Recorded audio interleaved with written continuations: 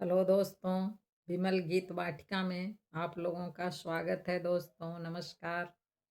आज मैं माघी पूर्णिमा के अवसर पर एक गंगा माँ का सेवन का या स्नान दान का कहिए गीत गा रही हूँ। दोस्तों स्नान दान की पूर्णिमा है ये। सब लोग इसमें गंगा स्नान करने जाते हैं।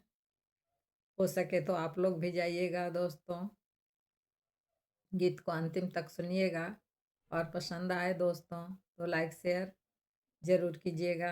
सब्सक्राइब नहीं किए होंगे तो करने का कोशिश कीजिएगा दोस्तों। Thank you. चार पहर रात जल थल से बिला, चार पहर रात जल थल से बिला चरण तोहार गंगा मैया दर्शन दीहिया पान गंगा मैया भेट दीहिया पान गंगा मैया दर्शन दीहिया पान। चार पहर रात जल थल से बिला, चार पहर रात जल थल से बिला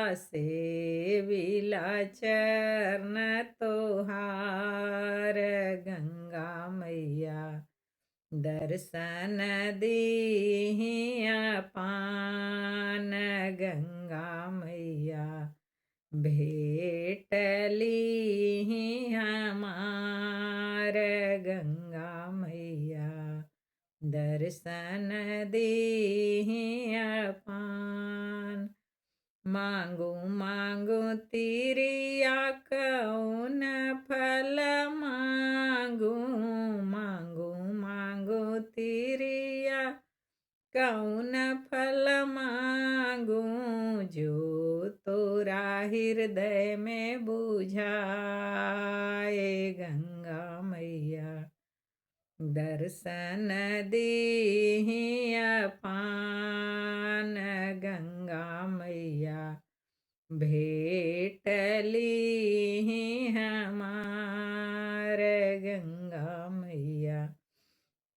ससुरा में मांगिला अन धन लक्ष्मी, ससुरा में मांगिला अन धन लक्ष्मी, नैहरा सहोदर जेठ भाई गंगा मैया दर्शन दीहिया पान गंगा मैया भेटली हमार गंगा मैया।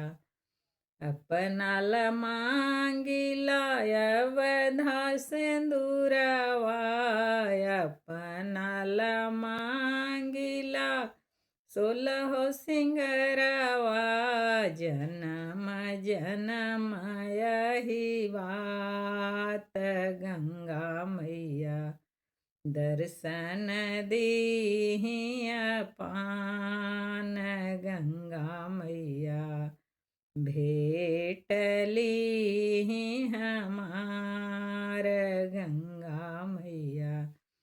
रुन की झुन की बेटी मांगिला, रुन की झुन की बेटी मांगिला, पढ़ल पंडितवा दामाद गंगा मैया दर्शन दीहिया पान गंगा मैया भेटली हमार गंगा मैया भेटले हमार।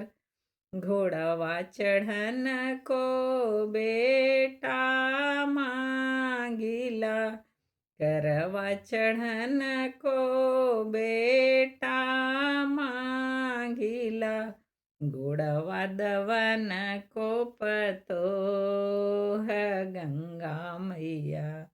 दर्शन देहि अपान गंगा मैया, भेटली हमार गंगा मैया। दर्शन देहि अपान गंगा मैया। सभवा बैठन को ससुर मांगिला, सभवा बैठन को ससुर मांगिला। मच्छिया बैठन बुढ़िया सास गंगा मैया। दर्शन देहि अपान गंगा मैया, भेटली हमार गंगा मैया। बहना घुमन को चेरी बेटी मांगिला, बहना घुमन को चेरी बेटी मांगिला। धोतिया धोवन को गुलाम गंगा मैया। दर्शन देहि अपान गंगा मैया, भेटली अपान गंगा मैया। भेटली अपान। गीत पसंद आया होगा तो लाइक सब्सक्राइब करते चलिएगा दोस्तों, सपोर्ट कीजिए। आप लोगों का सपोर्ट इधर आ नहीं रहा है दोस्तों। थैंक यू सबों को। पूर्णिमा की हार्दिक शुभकामनाएं। स्नान दान की पूर्णिमा है ये।